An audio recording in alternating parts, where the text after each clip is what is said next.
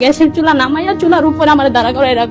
এমন সময় গেছে রান্না করতেছি, তখন মানে চুলার আগুন সেকা দিছে, এই যে আপনার খন্তি দিয়ে, যে দরজা খুলতে কেন দেরি হয়েছে।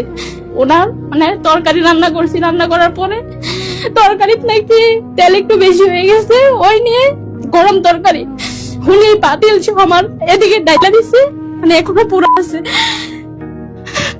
একদিন হয়েছে কি বলছি যে পানি শুধু ফুটাইয়া ঘরে আসছে, তোষকের উপরে পানিটা ঢাইলাইছে, গরম পানি ঢাইলাই গরম পানির উপরে আমারে দিছে যে ওইখানে শুইতে হবে। আমি শুনে দেখে মানে আমাকে ইচ্ছা মতো নে মানে যতটুকু পারছে সে মারছে, পরে সারা রাত ওইখানে আমাকে ওইখানে শোয় রাখছে, দাঁড়িয়ে বসে রাখছে। যদি এখান থেকে উঠি আমি ওয়াশরুম করে আর যাই করে এখানেই করবো।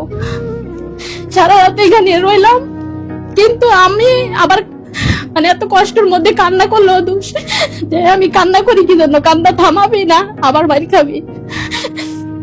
আমার আর বেড দিয়া মানে আমার সম্পূর্ণ গা, মানে বেডটার প্রত্যেকটা মনে হয় আমার গায়ের ভিতরে ঢুকছে।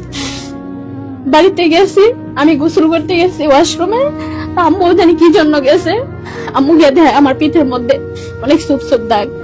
আম্মু মানে চিৎকার দিয়ে বলতেছে যে এগুলা কি। তখন আমি বলছি যে ব্যথা পাইছি, আম্মু বলে না এতগুলো তার ব্যথা পাও নাই। আম্মু বুঝে গেছে, তখন আমি হামাও করে কাইতে দিচ্ছি, তখনই সবাই শুনতে পাইছি।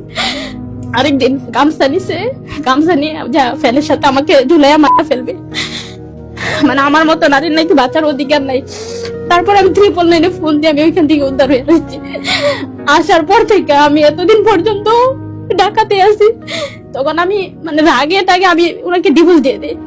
দেওয়ার পরে ডিভোর্স লেটার পাওয়ার পরে উনি উগ্র হয়ে গেছে, বিভিন্ন খারাপ কিছু না আমার ছবির সাথে অ্যাড করে ফেসবুকে সার্চে আমার মামাদের ভাইদের মানে আমার বাবা মামা ভাইয়েরা নাকি আমার সাথে খারাপ কিছু করবো, এই জন্য সংসার থেকে নিয়ে এসে মানে নিকৃষ্ট ভাষা ফেসবুকে লেখালেখি করে যে আমি টাকার জন্য এসে পড়ছি, ঢাকা শহরে আমি ব্যবসা করে এই করি, কেউ সময় কাটাইতে চাইলে আসেন, আর অনেক কিছু যা মানে বলার বাহিরে। আবার বিভিন্ন নাম্বার দিয়ে ফোন দিয়ে হুমকি দেয় এবং বলে যে তোকে এমন কিছু করছি লাইফে তোর কখনো বিয়ে হইব না, তোকে এমন ব্ল্যাক ম্যাজিক করছি যে তুই নিজে পাগল হয়ে রাস্তায় রাস্তায় করবি, নিজে আত্মহত্যা করবি। আমি বলতে চাই যে এখনো সময় আছে, ভালো পথে আল্লাহ রাসূলের পথে যাও এবং আমার জীবন নিয়ে যেন আর খেলামেলা না করে। আমি ডিভোর্স দিয়ে দিছি, অলরেডি 2 মাস হয়ে গেছে, 3 মাস হয় না এখনো। আমার ছবি দয়া করে, আমার ছবি আর স্যার আমাকে আর জ্বালায়